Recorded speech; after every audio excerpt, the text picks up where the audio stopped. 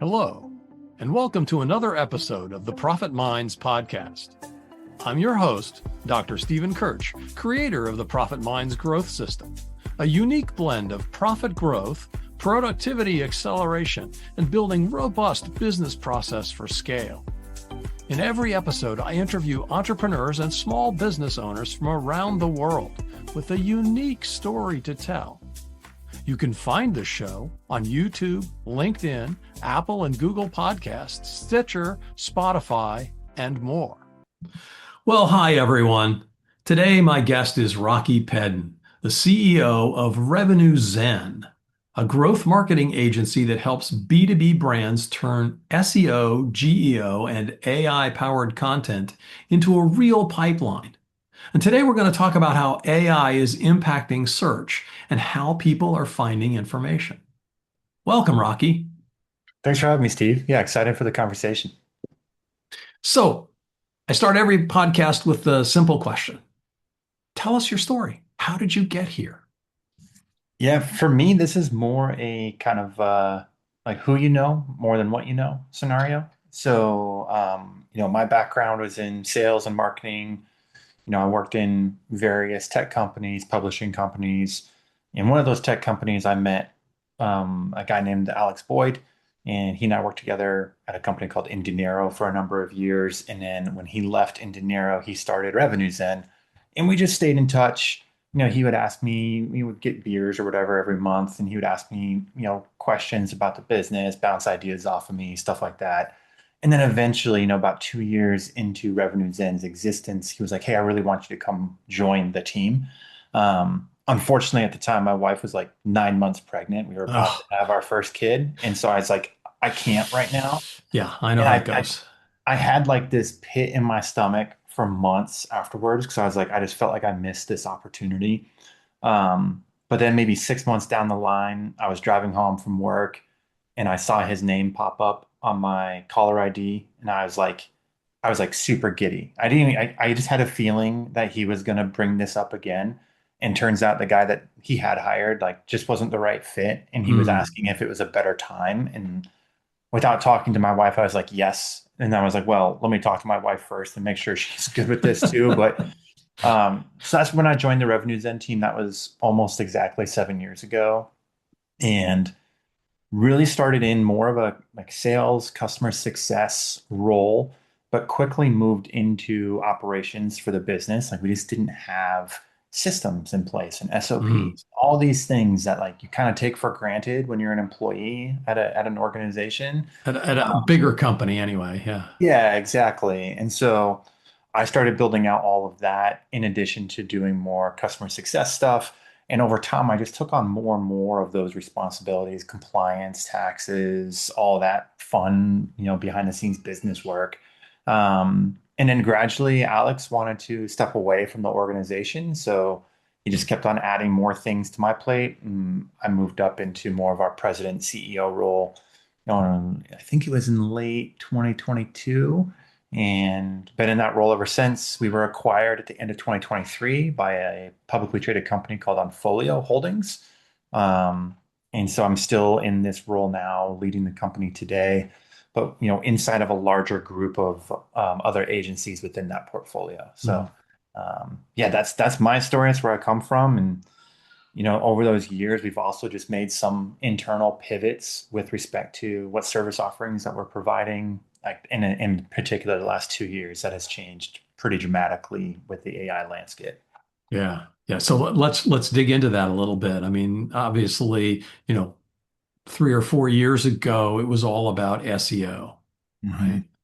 And that has changed dramatically. Talk a little bit about what that impact is like for the average business.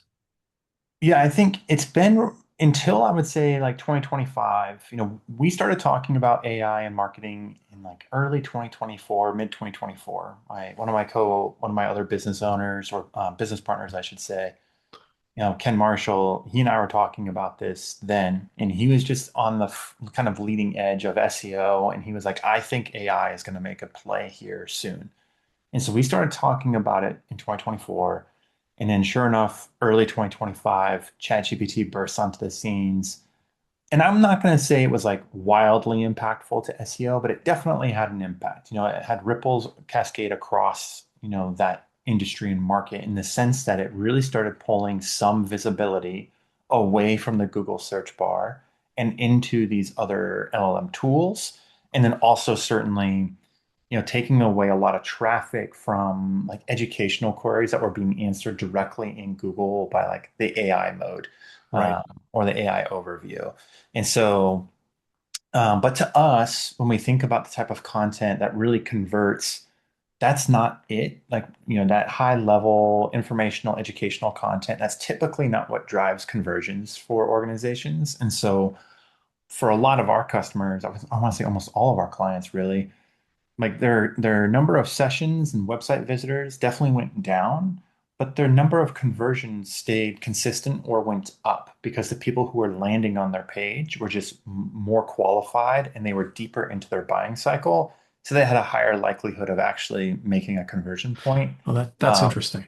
yeah, it was. And what we found was that AI and LLMs became not so much replacing Google search, it was additive. They were doing both of these things. But we do anticipate that that behavior is going to continue to shift where more and more things are going to happen inside of the LLM platform. And so the Hmm. question now is like, how do we make sure that our clients are showing up where they belong when people are asking questions around, if we're working with a CRM company, when someone's asking a question about what best CRM for, insert vertical or industry, we want to make sure that our clients are showing up there. So like have definitely, I'm not going to say changed our methodology. It's more of just again, it's additive. It's a slight evolution of how we were thinking about SEO and applying that into the GEO framework. Yeah. Okay. So when you say GEO, why don't you explain to people what the difference between SEO and GEO? Yeah, so there's a lot of acronyms out there, Yeah, I've heard AEO. I've heard, Yeah. So G AEIOU. Wait, no, that's vowels, isn't Yeah. it? Yeah, I've heard LLM, EO, and, there's a lot of things out there, but GEO specifically stands for generative engine optimization. So anything within like ChatGPT, Claude, Perplexity, any of those tools. I think AEO to me, answer engine optimization is more specific to like AI overviews inside of a Google search bar. Like that's how like the distinction Okay. that I show. But I think there's a lot, there's definitely a lot of overlap when you start thinking about tactics and how you influence SEO, GEO, AEO, LLMO, whatever. The tactics are pretty much the same. And so like that's just the GEO is the one that kind of sticks that we thought was the most accurate in terms of what it actually is talking about. And then there's a new term, HEO, which is like hybrid engine optimization. And really, ultimately, what it boils down to is, are we thinking about the human involved? How do we get them engaging with the content, regardless of where that content lives? Yeah, I think that's a really important point that people miss, right? Is it's yes, it's important to get your website found, but you have to. I'm really impressed that, those clients that maybe weren't getting as much traffic were getting the same number of conversions. Obviously, the conversion percentage must be going up then if the Yep. number of hits is down. But it's really important that you make sure that the content that you have really lands with your ideal prospect, right? So Yes. so Yeah. Bingo. I think it's the most important thing in marketing is that you're solving your prospects' problems. Like if you're right. doing that, there's all these other things that you can do technically, structurally with the content itself to improve your likelihood of showing up inside of a GEO or SEO environment. But like so long as you're doing that, like you're way ahead of the game. Right.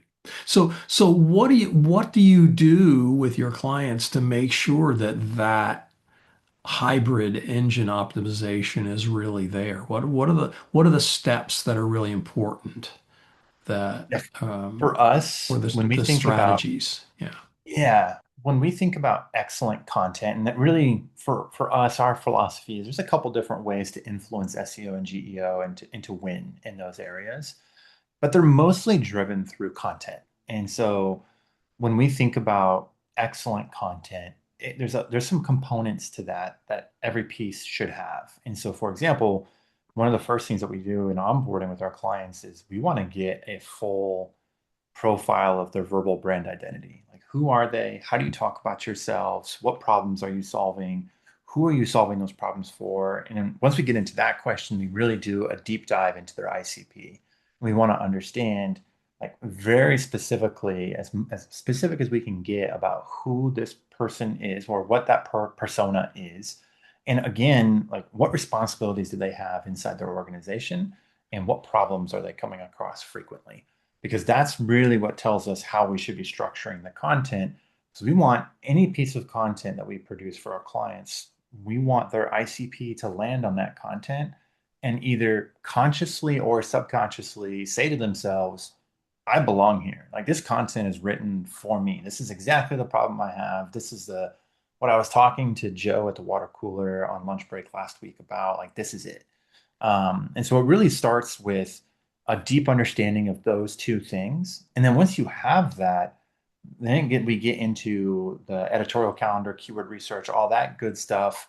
But ultimately, what we have to draw in from then is what experience and expertise do you, client, have in actually providing results? And we have to draw that out of the client and inject that into the content. And that's really what helps it stand out from other competitors. And really does build a lot of authority with these LLMs and even Google still too. Right. Now, I've heard that some folks anyway in this space have recommended like a page of frequently asked questions and that kind of stuff. Do you go down that path? Yeah, specifically for AI. So when we think about, like, what's a core difference between SEO and GEO, and one of them is like what you optimize for. And so traditionally with SEO, we were optimizing for the click and for the conversion. We want to get people to the page and then we want to convert them to book a call or learn more or whatever call to action you're using. Like, that's the goal. Hmm. With GEO, the goal can still be book a call. Like, that can still be the end point of that piece of content, or maybe it's an internal link to a service page or something else. But how do we get people there is a little bit different. And it really is optimizing for answering questions. And so there's a couple different ways to do this within your content. You mentioned FAQs. We're actually suggesting to our clients to not necessarily have a separate FAQ page, but instead have an FAQ section at the bottom of every piece of content on your blog, for example. And that FAQs, like those like 3 or 5 FAQs, should be contextually relevant to the content itself.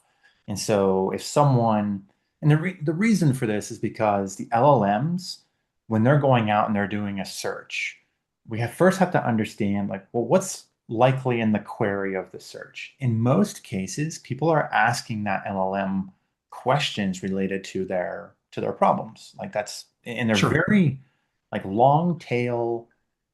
They feel very human. Like, the way people interact with LLMs, funnily enough, is like in a very human way, which Yeah. is different from Google, where for the last 25 years, we've essentially been trained, whether you know what a keyword is or not, we've been trained to use keywords in broken English to get what we want from Google. And that's very different than how people are interfacing with these AI tools. And so we want to take all of that into consideration. And then once we understand, you know, the idea of query fan out, which for any listener who doesn't know what this is, essentially it talks about how LLMs get to the answers that they're publishing when you put a question in. And so what happens is you put your question in, the LLM does a Google search on that question. From that Google search, it will take like 10, 15 of those initial blue links, and it builds like a small universe of keywords. And once it has those small universe of keywords, it does 10 more Google searches based on them. And then it pulls in like a mini universe of content, like 100, 150 pieces of content. And that's what it's drawing its answer from. And so if you can imagine those queries that come out of that fan out, there's a lot of opportunity for questions to be not necessarily directly what that initial query was, but something really relevant to it. And so each piece of content on your site now has this opportunity to like tie into one of those questions. And if you have, let's say, 15 questions on 15 different blog posts, and those are all referenced within the small universe that GPT creates, that increases your authority with GPT and it increases your likelihood that it's like, oh, these guys, RevenueZen, they know what they're talking about. We need to reference them with the end goal ultimately of being we should also use their content as a citation source because they're so authoritative. So like that's like kind of more technical into the weeds, but like that's what's happening behind the scenes. And so FAQs are a really great way to tap into like answering those questions very, very directly within the content and then getting people to your page and again, having them land and be like, oh, this is exactly what I was just asking GPT about. Now I have this, curated content for me, and I have a pathway to go to either another piece of content that's relevant and I have another question about, or I can book a call with somebody to learn more about their product or their solution. Yeah, I love the FAQs, rather than just have a separate page of FAQs, if you tie the FAQ to the content that you've created, whether it's a blog post or a YouTube video or whatever it is, right? That gives more chance for the AI to see, yeah, that's a direct answer to the questions of interest. And when the person goes there, they go to the blog post where they see what an authority you are on that. Exactly. That makes a lot of sense. Now, Yeah. what about using AI to generate this content and the set of questions at the bottom of the page? I presume you do that. We do. Yeah. It's we've all seen bad AI content. Oh gosh. It's ubiquitous now. It's everywhere. But there are definitely ways to do this with constraint, and I think that's the key when you're using AI to produce content is to understand what guardrails should I be putting in place? What are the pitfalls that I'm likely to fall into with AI? And I think the biggest one for me that I notice, it kind of hit me one day. I was using AI personally. I wrote like a children's book, and Hmm. I was using AI to make picture, like to do the illustrations for me because I'm not an artist.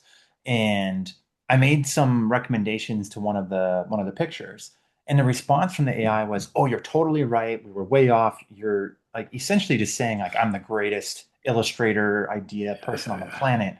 And I was like, "Oh my gosh, this is an echo chamber."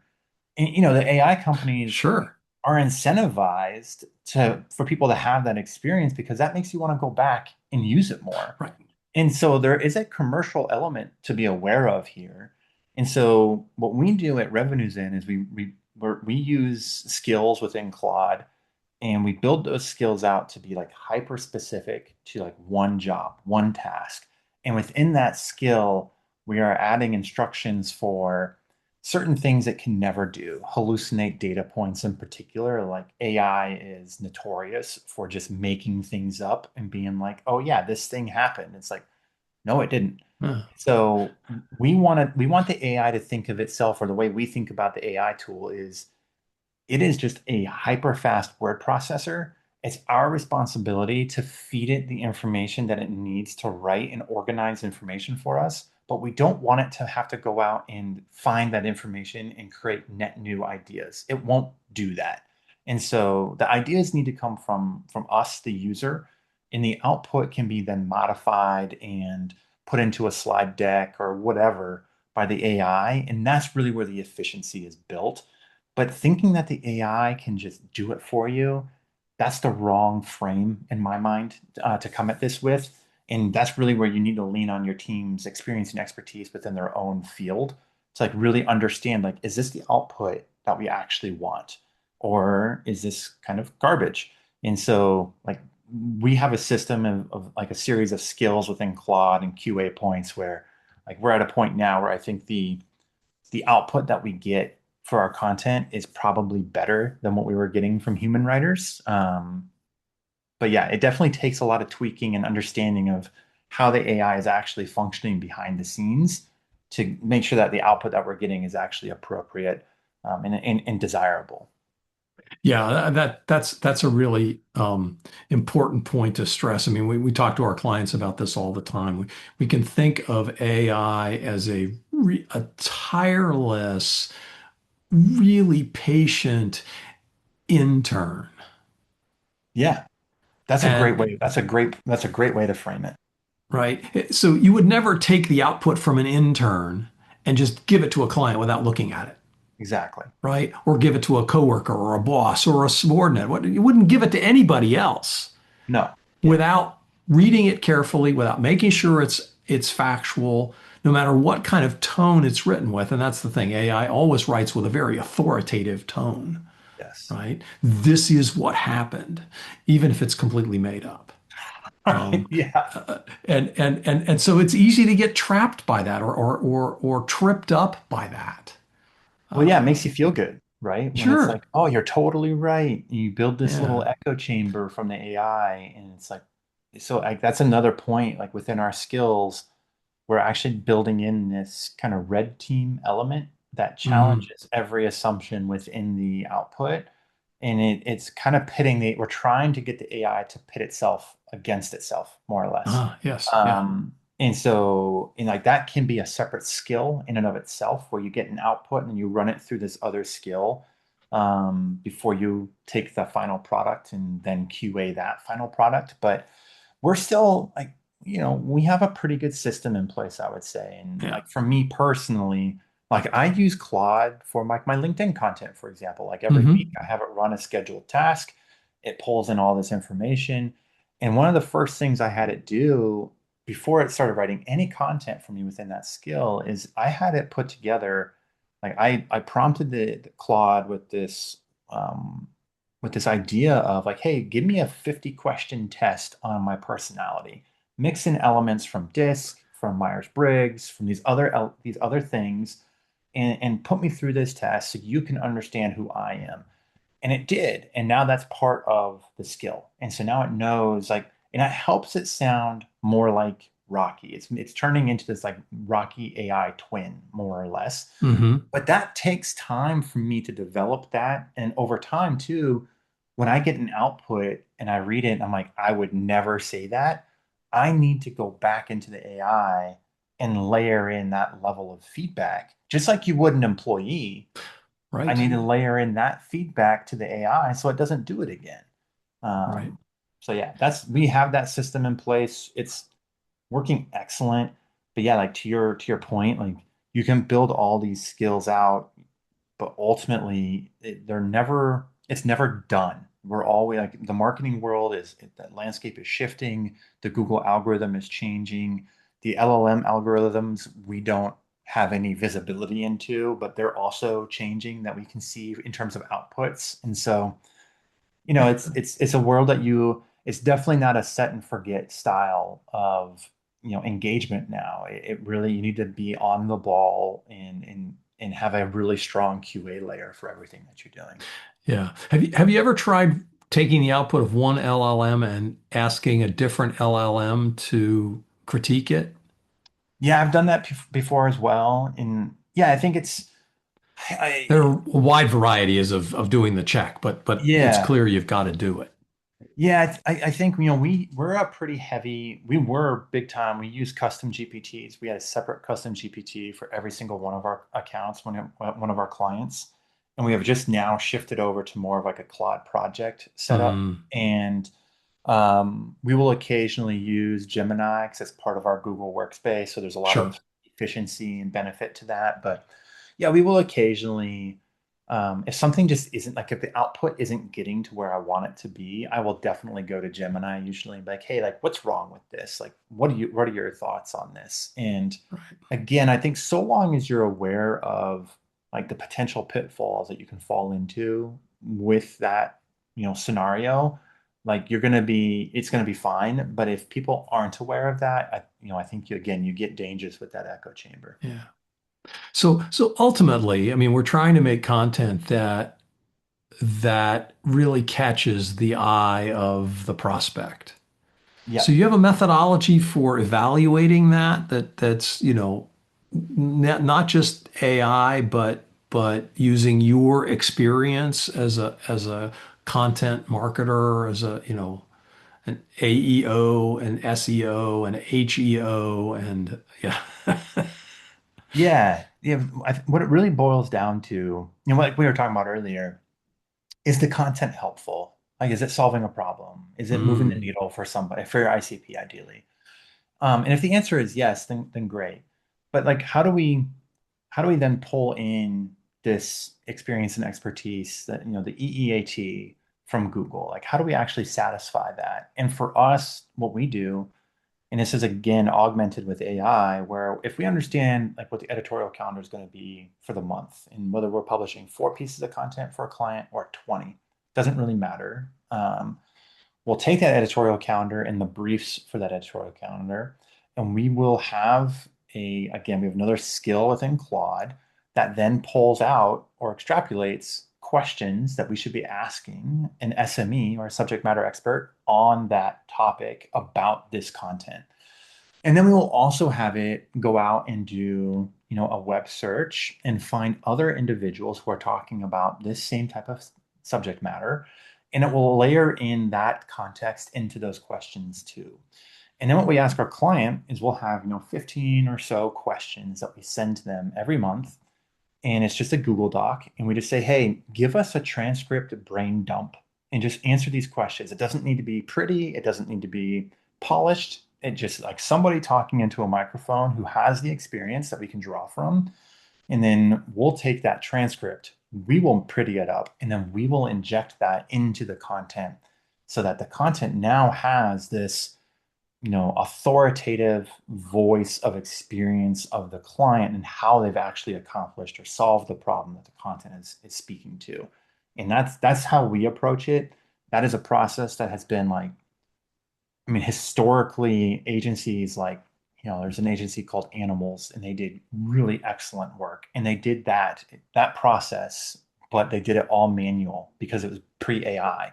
And now AI has really lowered the barrier of entry to getting to this like really high quality content. A piece of content like that, where you would interview somebody and take that interview and then inject that interview into the content, that took a really high caliber writer, to be able to right. understand that. And like, it wasn't uncommon for a piece of content like that to cost $1,500 to $2,000 per piece. It just was that intensive.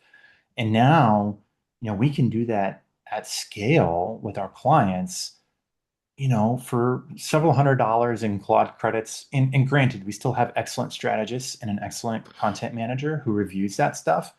But the time to production is so much faster, and we don't have to employ a very expensive writer.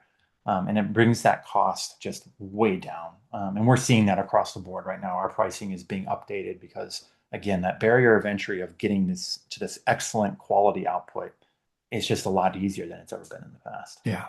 Yeah, obviously that puts a lot of pricing pressure on you, but you can service your clients better and faster. Yep. So why shouldn't they reap some of that benefit? Absolutely. Yeah. And I think it's just they understand like the value now is the actual strategist. You have this person who is working on your behalf, who's on the front lines. They understand the changes that are happening. They have access to a lot of information and data because we have a lot of clients that we're doing this work for. And so we can see the feedback happening in real time across multiple industries. And there's a lot of value in that. And really what the AI is doing is it's freeing up my strategists from paper pushing and button pushing and moving things manually. The AI is doing a lot of that work now, like 90-ish% of it. And it's really freeing them up to look at their accounts and say, well, what does this client need from a marketing perspective? Like, do they need another piece of content? And also it allows us, if they're contracted for 4 pieces of content, but my strategist says, actually, they would really benefit this month from 8 pieces of content, we can do that at really no additional cost to the client. It's just like, yeah, we're going to do an extra 4 pieces of content because we think this is going to move the needle. And that's what being a good partner is really all about. And it allows us to be a little bit more flexible than we were in the past, where we had, a hard cost associated with each piece of content because we had to pay a writer for it. we don't have that anymore. So it allows more flexibility on our behalf. That's great. Yeah. So I understand you have a free gift to offer to the listeners that have stayed with us till the end here. Yeah, absolutely.